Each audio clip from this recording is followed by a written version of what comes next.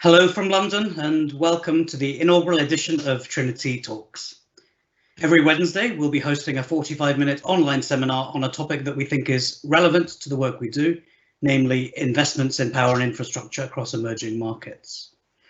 Throughout the year, we'll cover a variety of topics, allowing us to share market insights and geographical trends and keeping you informed of fast-changing investment environments. The topics for upcoming seminars can be found on our webpage at trinityllp.com, and we'll be sending out regular emails to those on the distribution list.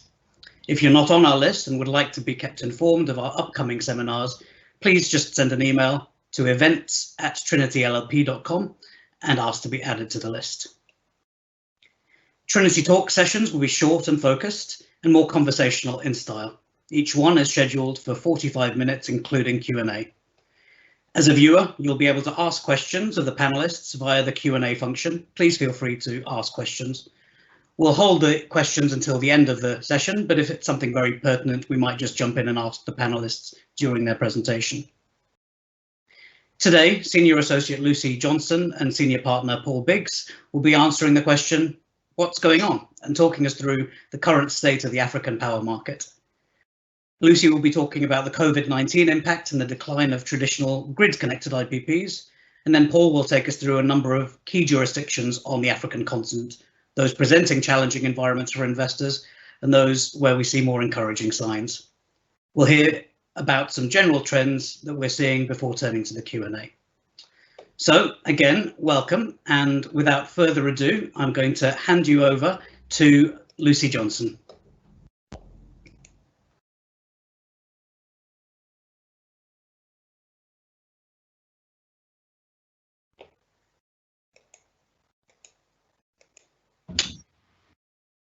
Lucy, I think you might be on mute. Sorry, there we go. Thanks, Kaushik. So what is going on at the moment in the African power market? Well, I think it's impossible to answer that question without spending at least some time talking about the impact of COVID-19. I'm very aware, however, that we could have used the whole session today to talk about COVID-19, so I'm going to try and keep it brief. So when talking about COVID-19 impact, I think it's necessary to distinguish between the impact on projects which are in construction phase versus projects which are in operations phase and those in development phase. And certainly from what we've seen over the last few weeks and the last few months is that projects in construction phase have been hardest hit.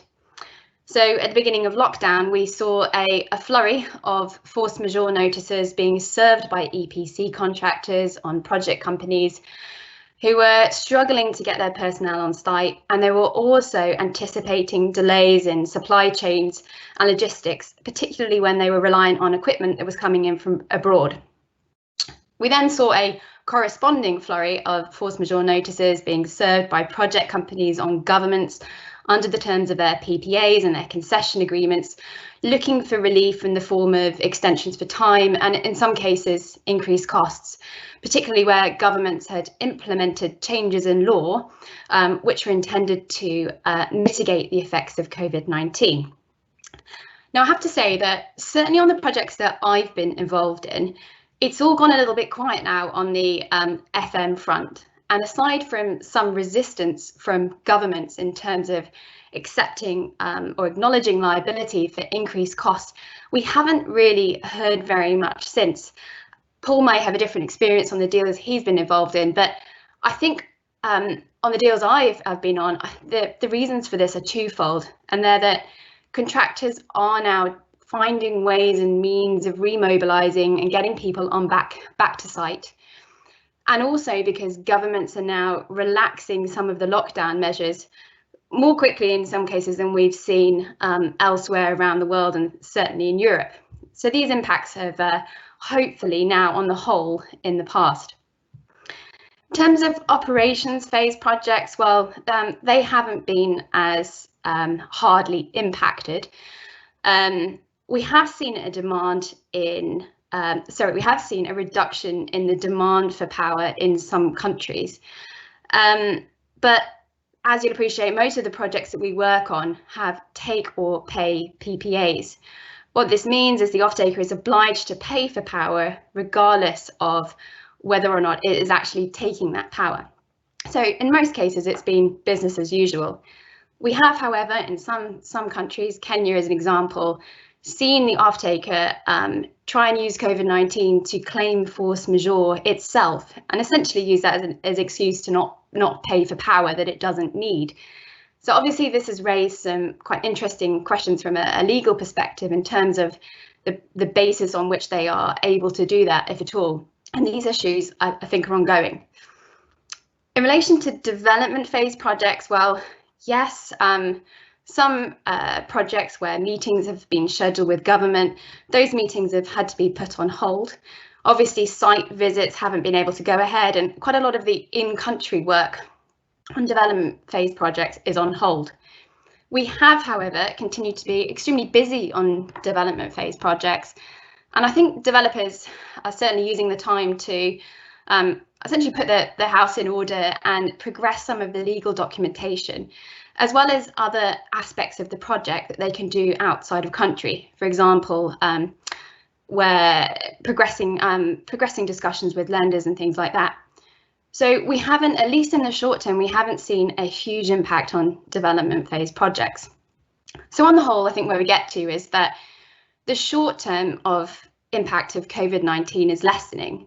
But what we, of course, don't know at this stage is the long-term impact, particularly from a macroeconomic perspective. Now, I'm not an economist, so I'm not going to try and give you sort of my take on where I see things going in the future, but simply to say that we just don't know what the impact of COVID-19 is going to be in relation to things like supply and demand. You know, I would have thought supply and demand issues were sort of short-term issues, but you know, I did see a World Bank report come out, I think in the last week, suggesting that supply and demand issues could continue into the medium and long term. Off-taker liquidity as well. I mean, a lot of the projects that we work on, we're working in countries where you don't have a cost reflective tariff. So tariffs are supported by subsidies. It'd be interesting to see how much of an impact COVID-19 has on that. Will it only have a marginal impact, or will it have a much greater impact? We don't know. Similarly, FX rate, hard currency availability, we just don't know what's going to happen in the long term. So this has led to some conservatism from lenders, simply because we just don't know where we're going to end up in that medium to long term. And we have seen, for example, in some of the loan agreements we've been negotiating recently, lenders insist on putting things like material adverse change protections in, whether that's in CPs to drawdown or events of default.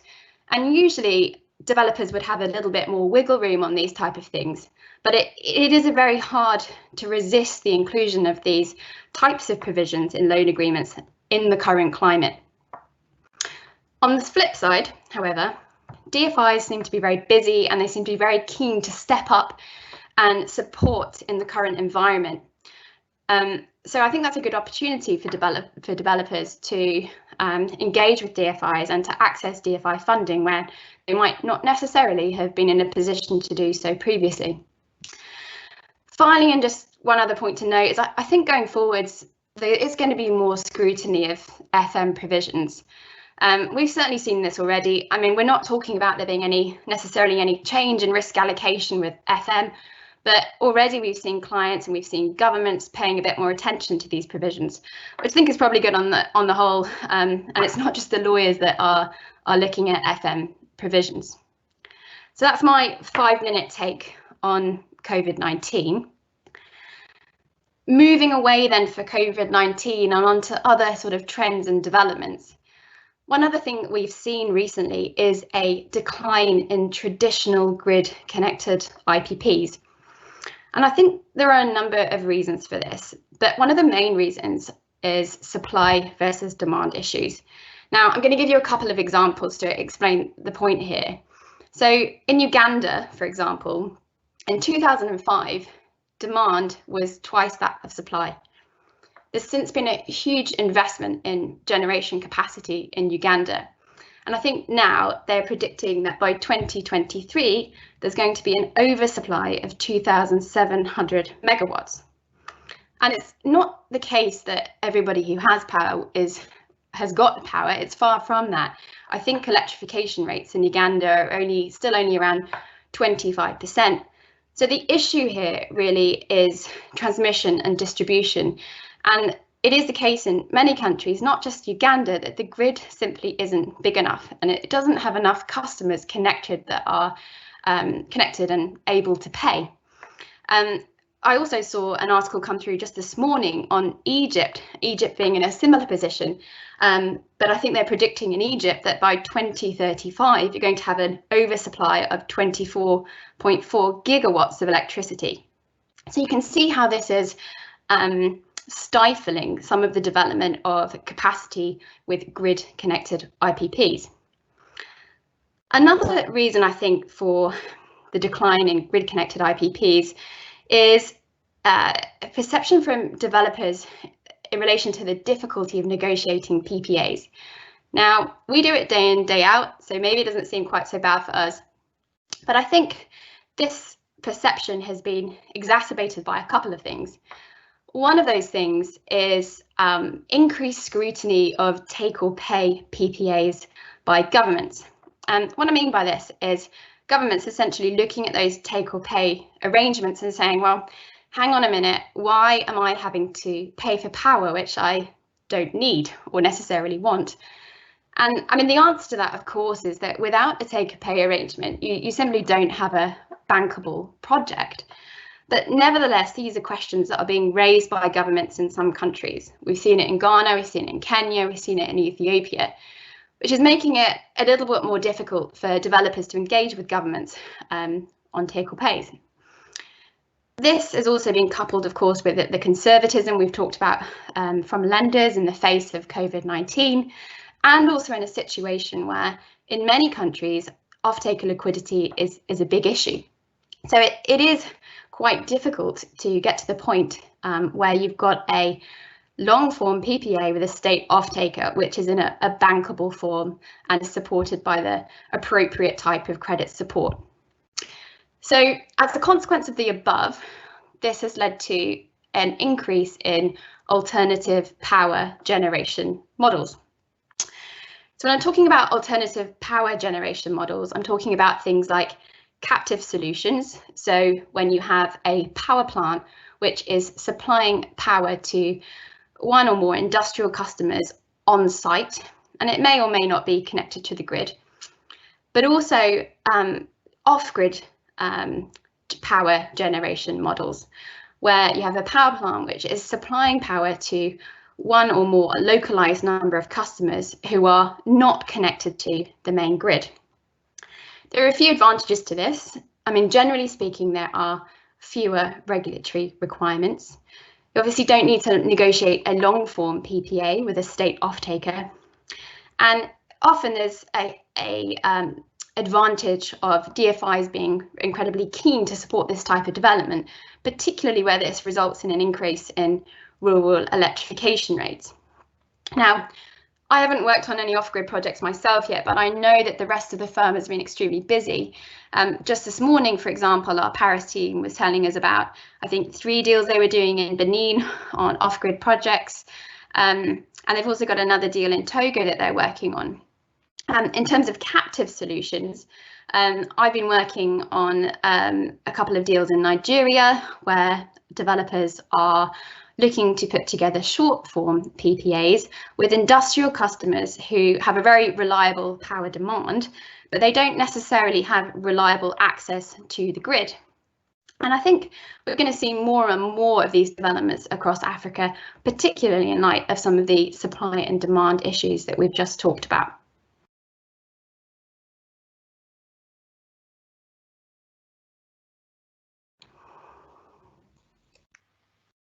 So I think now we can turn to Paul Biggs, who will take us through a little bit of a run through the country. Paul, perhaps any other comments on what Lucy has said, add to that too. Yeah, thank you, Coach. Firstly, just to further your welcome earlier, Coach, to everyone listening into the first of these Trinity Talk sessions.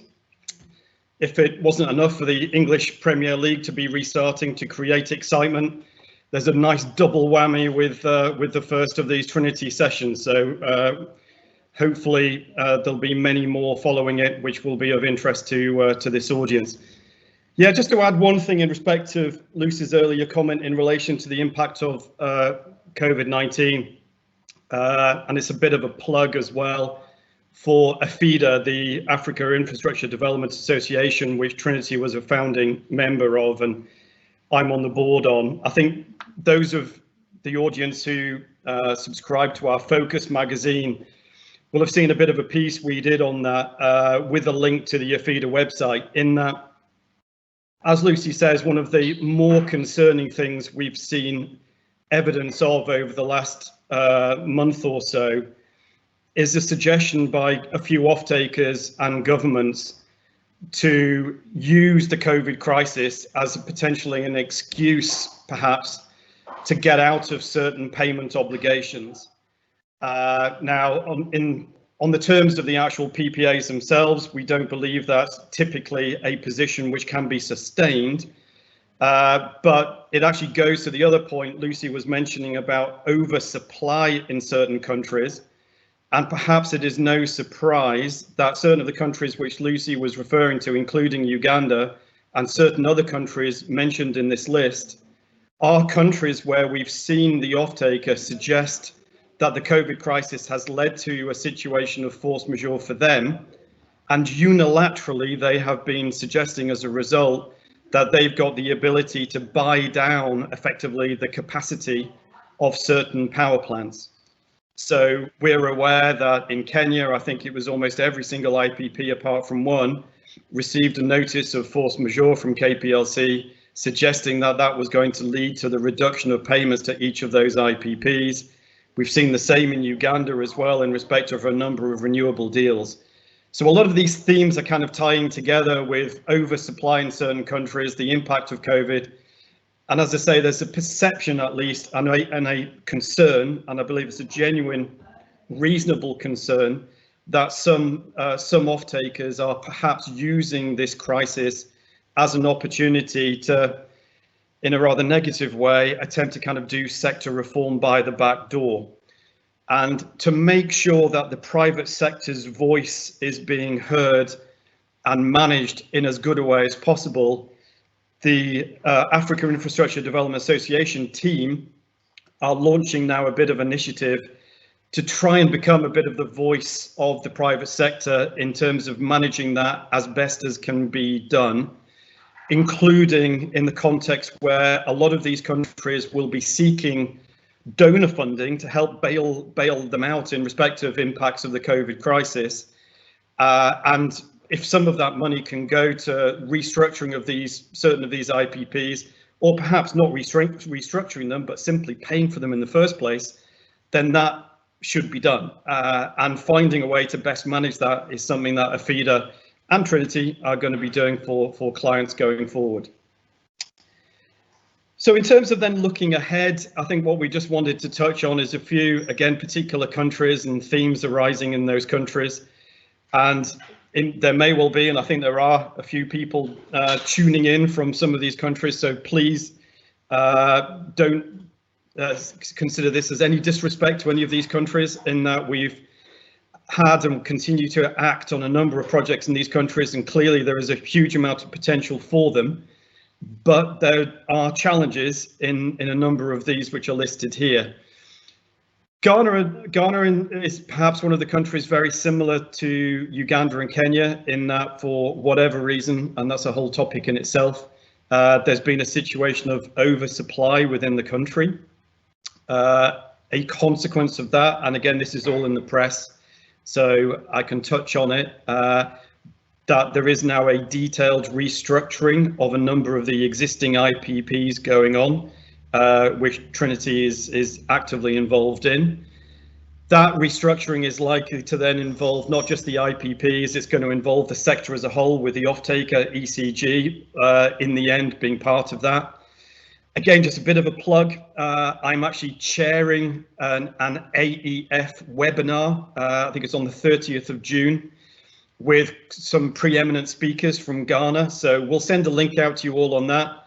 But if you've actually got any burning questions you would like me to ask in a polite way to representatives of the government of Ghana and ECG, I'm more than happy to take those on. So AEF is trying to do a lot of those sessions, not quite the same as the Trinity Party. So we'll have to do that at another time, but hopefully that will be a useful session. Nigeria, in similar respects, has got challenges with its offtake structure and other issues which are impacting on the development of further projects in Nigeria. But again, there are opportunities in other respects. So just as grid-connected IPPs may have challenges, that produces opportunity for other models, as Lucy was saying. And we're, for example, acting on a number of off-grid projects, both captives for industrials, but also off-grid companies who have a completely different model to produce reliable energy for their customer base, be it small users with rooftop electricity or large industrial users with large rooftop electricity. So they're, the crisis or the challenges are producing alternative opportunities. Zambia, again, clearly, it's all out in the press. There's challenges. Copperbelt Energy has been in the press recently in terms of suggestions of its structure changing with ZESCO. Equally, Zambia is another country with significant oversupply. Nonetheless, again, in the press, it seems that they've signed up PPAs with China for another 400 megawatts of solar, which one might consider is perhaps a strange thing to do. But nonetheless, it appears that's been done, which is itself then going to produce challenges for the sector when most IPPs are already in arrears in that country. So clearly challenges afoot, but nonetheless, Zambia remains a critical part of the grid system in sub-Saharan Africa. It's a critical part of the Southern African power pool. So in the end, solutions are going to have to be found, but it's going to be tough to do so. Uganda's already been touched on by Lucy, something again of an oversupply. Not rightly, but the words deemed energy have become a bit of a swear word in Uganda. Again, it's not right because the fact that deemed energy had to be paid in a number of the renewable energy projects we worked on as part of the GetFit program, they weren't connected because the government and UETCL didn't connect them. So deemed energy in itself wasn't the problem. It was the party who actually rightly took that risk on who didn't meet their obligations. But nonetheless, to structure a further deal in Uganda with the right terms to make it typically bankable, and I say typically because we'll come on to in a minute the need for maybe flexibility, but the norm in terms of bankability has certainly changed and I think will change in Uganda. And again, the same in Kenya. Kenya, we've worked on a number of IPPs, most recent Malindi, but we also clearly worked for lenders on Turkana. Kenya's getting to a situation again where it's becoming more on the oversupply side. And a consequence of that is, again, going back to one of the themes in terms of creating bankable PPAs, is a lot of the utilities now in Africa and the governments, they have a choice. They don't need this power. They don't need it in the next few months. So as a consequence, the negotiation leverage has significantly changed. So I think to get the typical documentation that we all kind of knew and loved, and in particular lenders in the end demanded, to get to that point, I think is going to consistently be more of a challenge in going forward. In terms of a little bit more positive, few countries which are upcoming, again, perhaps because the nature and extent of IPPs hasn't reached demand to date, or they're basically nascent in development. I guess the first of one, which is Ethiopia, where we're very busy at the moment on 3 geothermals, 2 very active ones, a number of you involved maybe in the audience now. Tulamoyo and Corbeti, been working on those for many years, but we're now seeing the positive reality of those projects hopefully about to really kick off. So we do hope that the first 2 geothermals will reach effectiveness very soon. And they're going to, I really hope, blaze a trail for other IPPs going forward. Ethiopia is a fascinating country, huge potential, huge demand, huge population, and it could genuinely be a bit of a hub for the rest of that region. Again, though, what needs to be done in Ethiopia is kind of, it's fun for us, but it's almost literally making it up as we go along. There is a lot of stuff which needs to be put together in Ethiopia to allow it to work. So once we've done it on these first few projects, hopefully that will be a roadmap for many other projects going forward. And we know that there's a bidding program again for the second round of scaling solar in Ethiopia. There's the prospect of further wind projects, possibly hydropower projects being put into the private sector as well. So I think the culture in Ethiopia, moving from the public sector, which certainly predominated, moving to the private sector, I think is now really getting there, and I think the momentum is certainly building up. We're seeing a lot of activity in Tunisia, in particular in solar and other renewables. The distinction being larger projects having a slightly easier run at it in terms of the nature of the documentation that can be obtained. So over 50 megawatts, you have the ability to get a concession agreement. Sub 50 megawatts is a little bit more challenged, but again, back to the alternative models, they're not necessarily typically project financeable in the old way, but maybe using full equity or quasi sort of project finance models with flexible lenders. Certainly the opportunity is there to do deals. Mozambique is seeing a bit of a resurgence as well with both thermal and renewables. And again, the good news there is they've actually got a very good tried and tested documentation and regulatory structure. And straddling these two lists, just to mention it briefly, I didn't put it down there because it is a prospect. I have to say I'll kind of finally believe it when I see it. A number of you will know I've always been a little bit challenged as to the prospects of Tanzania, but there's huge potential there. There's a huge, we believe, need for power. It hasn't had many IPPs undertaken. There is a bidding process which is about to reach conclusion on solar and wind. And if Tanzania is actually finally able to accept what are reasonable terms for those projects, then projects can actually start to happen again in Tanzania, which would be excellent. So in terms of the trends, yeah, I'd like to believe more creativity is needed, and that's from everyone, really. That's from us as lawyers. You know, maybe if we're acting for the lenders, we can't simply say the rule book isn't being followed by way of typical liquidity aspects or nature of documentation and risk allocation. I think lenders are the same. Developers are also going to need to be the same. It's to actually find a way to get these deals done in the type of market as we've been describing, particularly in the context of the COVID fallout and the uncertainty that has led to. I think we are all going to have to find alternative ways of doing things, whether that's completely different deals, captive deals, off-grid projects and the like, or different ways of actually doing on-grid projects. And, you know, there are ways in which, you know, risks could perhaps be allocated in a different way. There's ways in which lenders and maybe the big agencies, such as World Bank, African Development Bank, creating alternative risk mitigation instruments.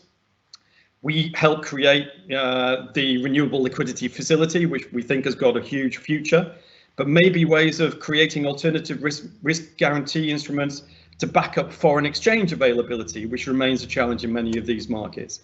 So there's lots of things. I think if we get the brain power together, we can do more. One of the elements there is all equity models.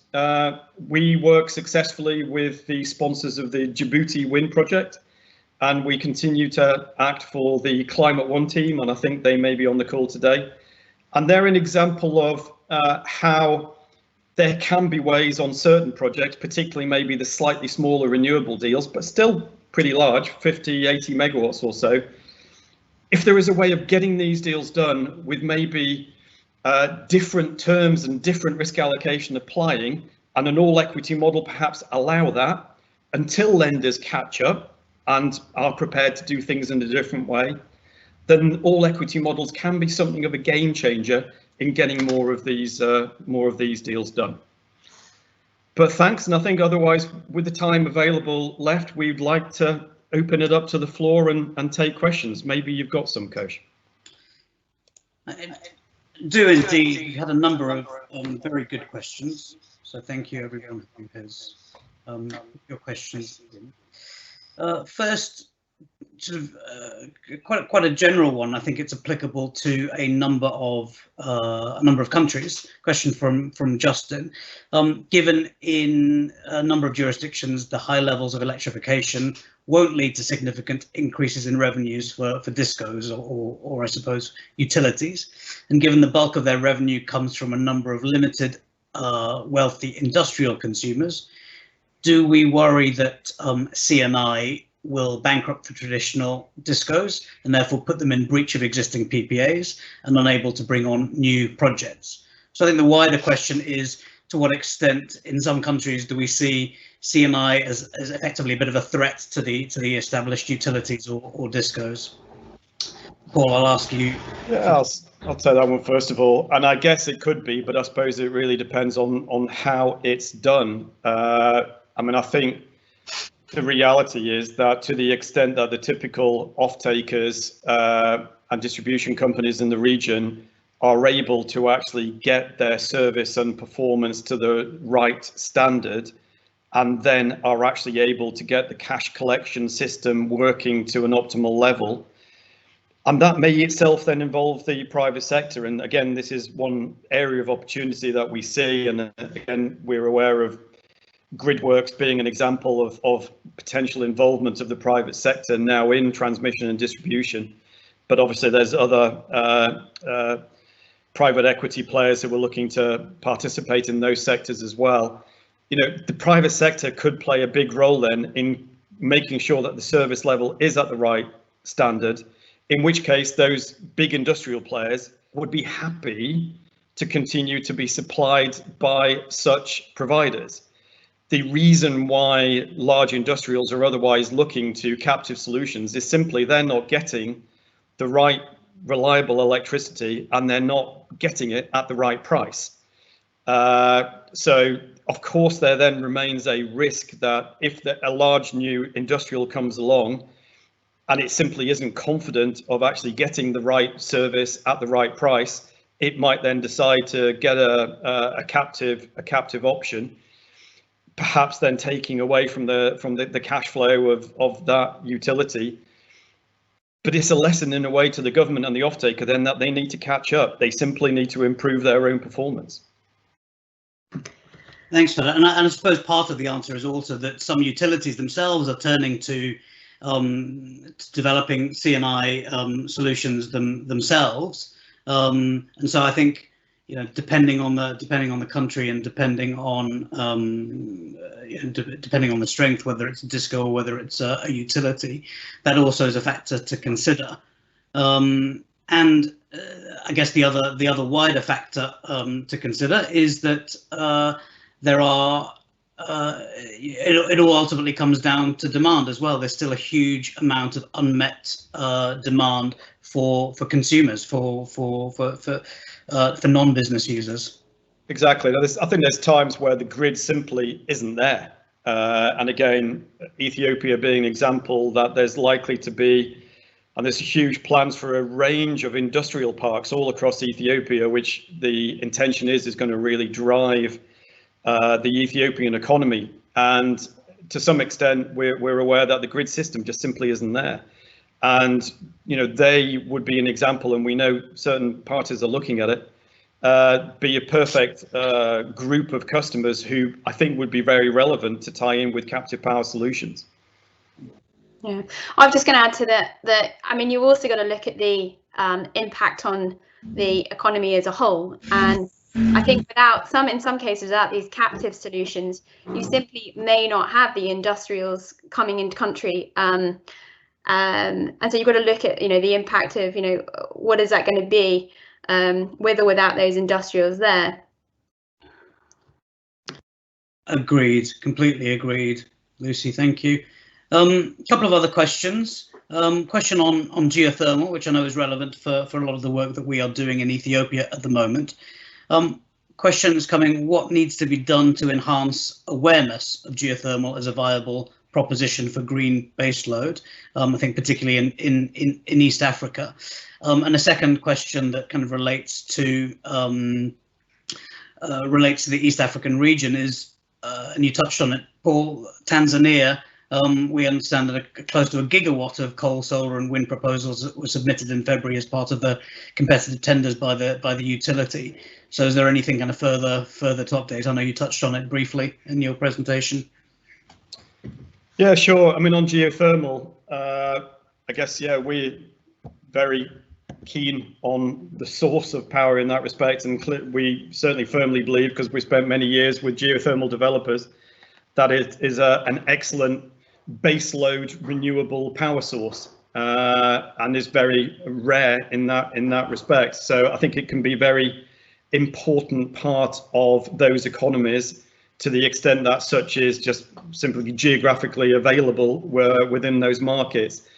I think in terms of the particular markets where it is applicable, though, certainly Kenya and Ethiopia, I think there is an awareness within those governments as to what the potential is, and how positive it can be for the economy. So I think in terms of learning in that respect, I don't think it's hugely relevant. I think the one aspect which is certainly a challenge for geothermal is the combination of the risk profile of the deal, in that effectively it is now an amalgam of an oil and gas deal. So you've got to drill for it, and then you've got all of the risks that we typically have in any IPP anyway. So the mitigation of that steam risk is something that there's the possibility to do, and the geothermal risk mitigation facility, the GRMF, is there, and I think is an important part of many of the sponsors' attitude in terms of taking on these projects. But again, perhaps ways in which that can be furthered, added to, I think could be very important to add to geothermal resource, because the nature of that drilling risk up front, and of such an upfront nature, when the capital for that upfront money is so expensive, the more that can be mitigated, absolutely the better. But I think we're on Olkaria 6 now, is being bid for in Kenya. There's other geothermal fields outside that in Kenya clearly as well. You know, we're talking at least about initially 400-500 megawatts in Ethiopia, with the potential to develop a lot more. So in terms of the size of the geothermal market, I think it is quite significant. In Tanzania, we are aware there's some initial results which are out, at least in terms of the solar and the wind bid process. So I think the bidders will themselves be aware of those results, but it does seem now to be developing quite quickly. I think the one big next step in Tanzania, and again, this is where I think it's going to involve developers working with lenders, is in as nice and positive a way as possible to go to TANESCO and government, perhaps as a combined force of equity and debt, and try and move those parties to a position where it allows the deals to go forward. And again, that might not be the full traditional project finance model with all bells and whistles on. It may be that we all need to be a little bit creative as to what is actually necessary, but certainly probably government and TANESCO is going to need to be moved on a little bit from where it's at currently. And that, I think, is the challenge, if the lenders are prepared to accept it, Mission Impossible style, to go ahead with Tanzania. Thanks for that, Paul. So we've got, I guess, 2 or 3 other questions, and I think some of them are thematic. Some questions on transmission and distribution, which we'll come to. But I guess while we've been talking a little bit about Ethiopia, one of the issues, particularly in Ethiopia, but certainly in a number of other countries across the region, is currency convertibility. And it's particularly an issue for countries where there is not such a large export sector, or not such a large commodity sector, where monies are coming into the country in hard currency, typically in USD. So the question comes, what are our thoughts on currency convertibility issues in Ethiopia in particular, but particularly on whether the approach that's being taken on the geothermal projects and on the scaling solar projects, whether that is scalable as such across really a rather large pipeline of projects and other PPPs, of course, as well, or if there's any different approach that's required. And I think, Paul, and as a team, Trinity, we've been grappling with this with the Ethiopian authorities for the last sort of 6 or 7 years. So I think we've probably got quite a bit to say about that. So, Paul, I'll let you start, and then perhaps Lucy can jump in as well. Yeah, sure. Thanks, Coach. Happy to give it a go. It is a bit of a subject in its own right. But yeah, and I think everyone's aware of it. Probably the biggest challenge remaining in Ethiopia is foreign exchange availability.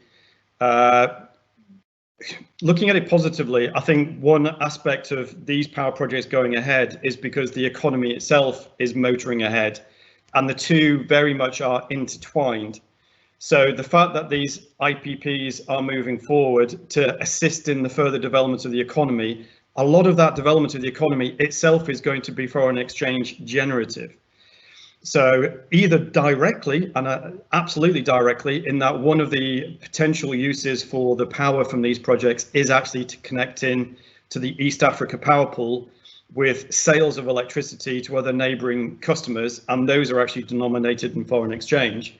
But also just in terms of these industrial parks and other users of electricity, and again, a lot of that actually creating foreign exchange within the economy.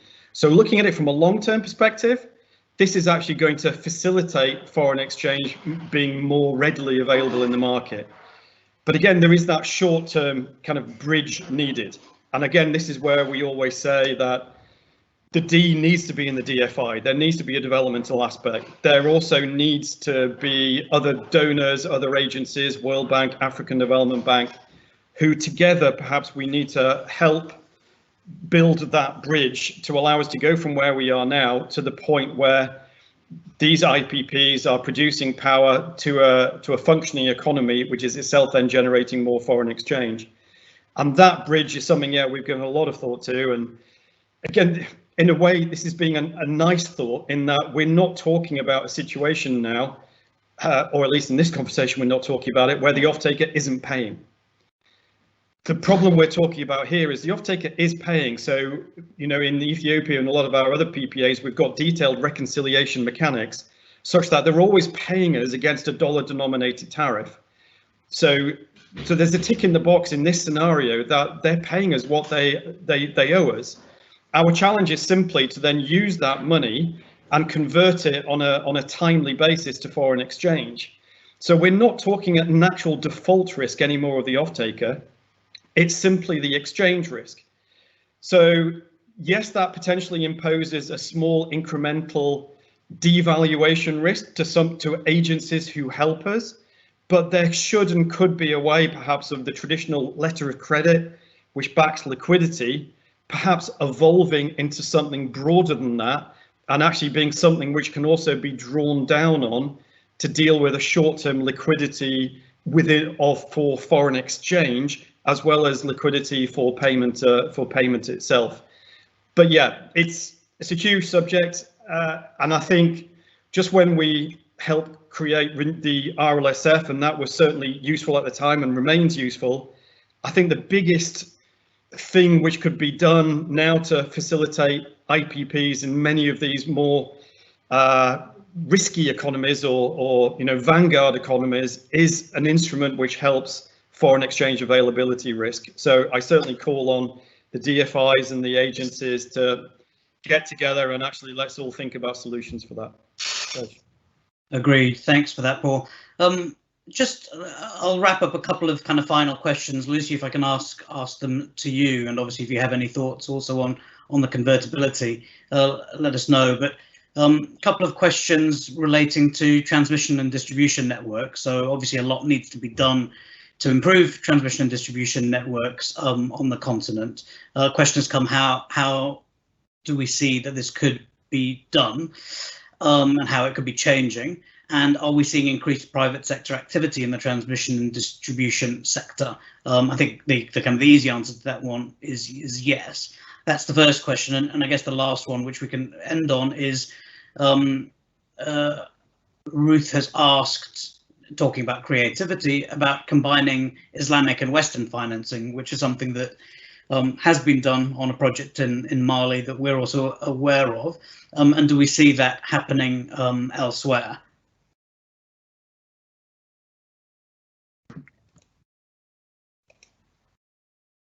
I think you're back on mute, Lucy. Sorry. Sorry, I've. Oh, sorry. I thought I just unmuted, but there we go. I think just dealing with the transmission and distribution point first. I think that some of the difficulty with in private sector involvement in transmission and distribution is on the regulatory side, and it's generally an area which is reserved for the government transmission and distribution companies. So it is difficult for private sectors to get involved in that aspect. But I think rather than private sector development on that side of things, we have seen more in the way of DFI involvement in those sort of things. And I think that is going to be critical going forward, that DFI involvement, perhaps with the private sector, in terms of increasing the grid network and increasing the number of customers that are on the grid and able to pay.